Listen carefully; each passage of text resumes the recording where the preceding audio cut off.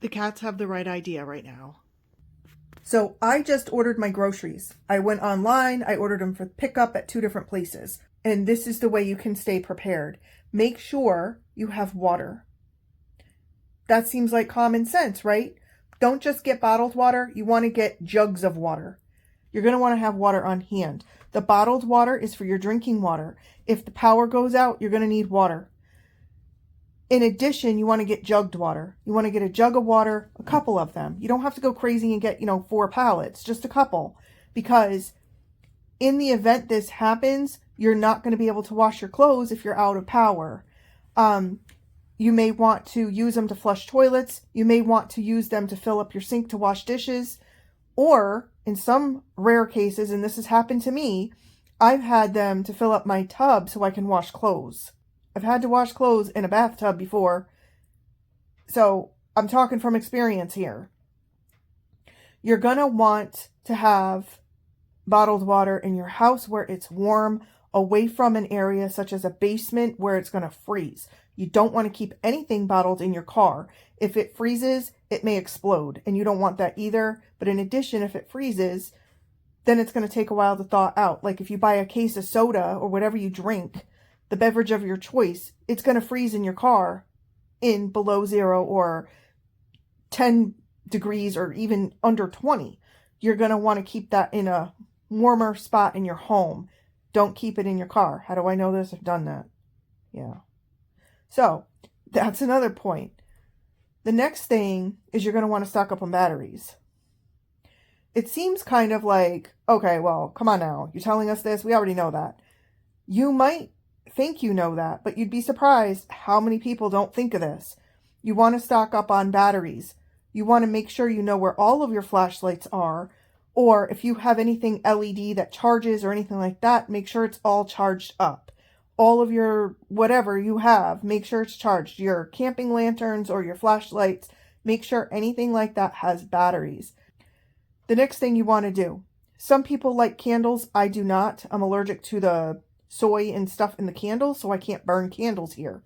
But if you can burn candles, just make sure you keep them away from curtains, pets, babies, anything that can get burnt, first of all, or you don't want to put a candle in a place where it's going to tip over. Again, you think this is common sense? You wouldn't believe how many house fires are started by people who burn candles. Pet food. You want to make sure your pets are stocked up. Make sure you put pet food, dry, wet, whatever you buy, cat, dog, guinea pigs, hamsters, whatever pet you have, your birds, have a supply of food on hand. It doesn't hurt to have extra. It doesn't hurt to prepare. What's going to hurt is if you hear this, you don't heed it, and it is as bad as they say, and you don't buy it, and now you have none. You don't want to run out of anything during a storm like this. When it gets cold here, my tires go haywire and the tire pressure drops. So you don't want to find yourself in a situation where your car doesn't start or you have run out of gas. That's another one. Fill up your gas tanks. Or you can't leave because your tire popped or your tire went out of air and you don't have a way to fill it up. These are all things that people might not think about, but they're just as important as food. Another thing you want to have on hand is things like tuna. And also make sure that it's tuna in a pouch, not tuna in a can. If you lose electricity, you may not have a hand crank style opener to open the tuna cans. So make sure you get the pouch of tuna. Another good thing to have on hand, think like a camper, think like a survivalist. You want to get tuna with the little crackers. Those have a flip top that pull open. Now you have tuna and crackers. I'm gluten-free, so I can't eat that stuff. But if you can, or if you have children that can, stock up on stuff like that. It's a healthy snack for them, and it's something that you don't have to cook in case you don't have power. You can open it up, make a little tuna cracker sandwich. Another thing to have on hand, if you eat lunch meat's good. It's a preserved item, so it will stay fresh in your fridge. In the event your power goes out and your fridge is out, okay? You have snow outside.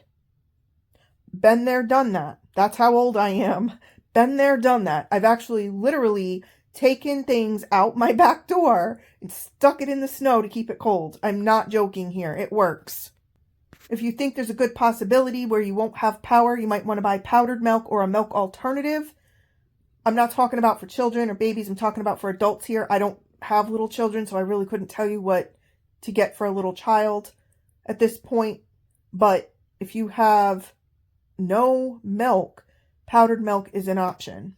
Another option is canned milk. Things like cubed ham in a package from the grocery store, or a little canned ham, canned Spam.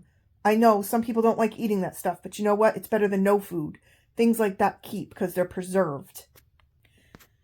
For snacks, you want to think like pudding cups, Jell-O cups.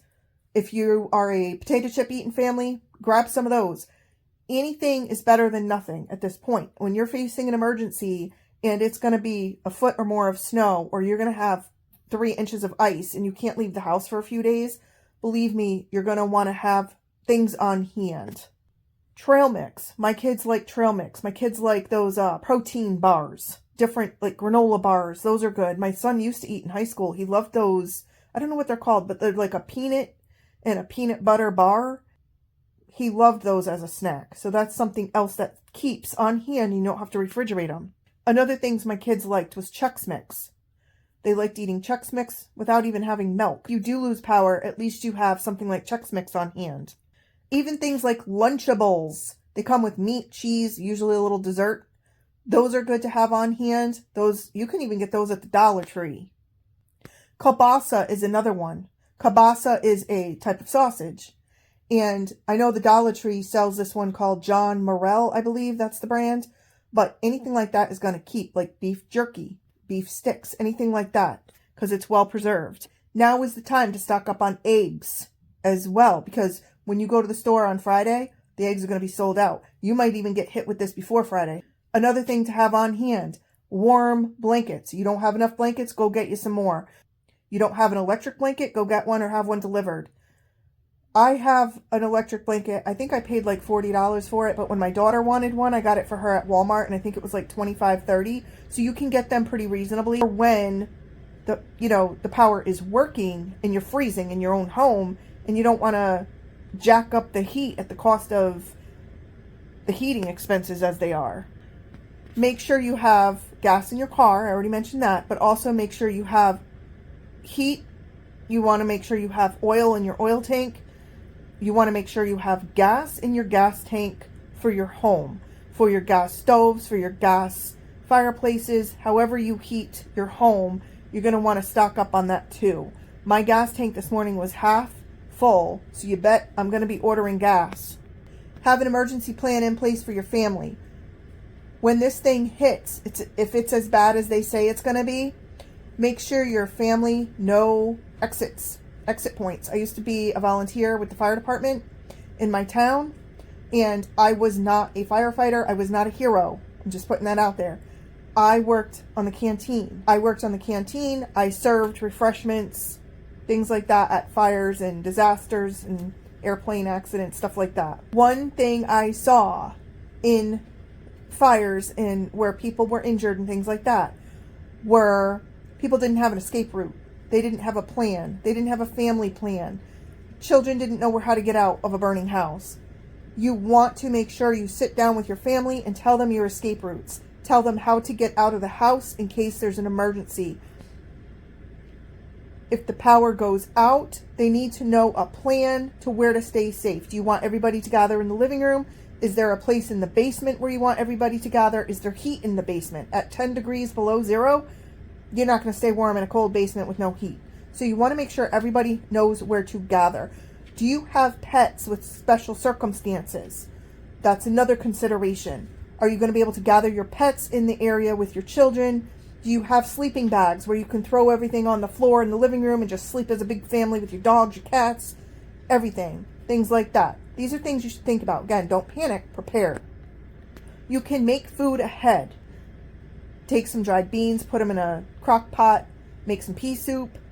You can make food ahead. If not, get some chicken broth, get some beef broth, have the broth on hand as a stock to prepare meals in case you can't prepare a meal during the storm. Have a first aid kit, even if you don't have an actual case for it or a kit for it. Have some Band-Aids, have some Theraflu or something like that on hand in case somebody gets sick and you can't get out of the house and they have a fever and they have body aches. Make sure you're prepared. Have some Tylenol on hand, Advil, whatever you take in your own family. Make sure you have it. It's up to date. It's not expired. And it's at your fingertips in case you need it. What if you can't prepare your coffee like usual? Prepare it in advance and put it in the fridge. And then at least you can have cold coffee. You can have iced coffee. Car safety. If you have to travel for any reason, prepare your car like this. Put extra blankets in it. Make sure it's gassed up. Make sure the tire pressure is good. Make sure you got oil in your car. Make sure you have a flashlight or two. And I have a couple other emergency tips for the car. I always keep a pair of scissors in my car and something to break a window if I need to. My son got me this tool. It's 2-in-1. It's a seatbelt cutter and it can break a window if I'm ever trapped in a car, if I fall off a bridge, say. I mean, it happens, right? You got to always think, like, don't panic, prepare. So you're going underwater, you need to break a window. It's almost impossible to get that window open or a door open underwater. So it's a tool that breaks the window, cuts the seatbelt. If you don't have anything like that, you don't have an extra pair of scissors, then just put something sharp in your car and a flashlight or something heavy that you can use to break a window if in an emergency. Bags of popcorn are also good to have on hand, things like that. I could go on all day and have 1,000 other tips. However, there's one more very, very important one. Carbon monoxide poisoning. Make sure, obviously you don't want to run an open flame in your house, but if people get enough snow, it can start blocking ways for air to circulate, okay? Just like if you're in a car, you don't want to be sitting in a car with the car running while snow is up past the tailpipe. That will cause carbon monoxide to back up inside the car, and people die from that. So what you want to do is when it snows and your house is surrounded by snow, if you have enough snow that it comes up over your doorstep or it actually blocks your door from opening or it blocks your windows from opening because there's that much snow out there, you want to make sure you go brush it off. So make sure you have a good snow brush, ice scraper, things like that.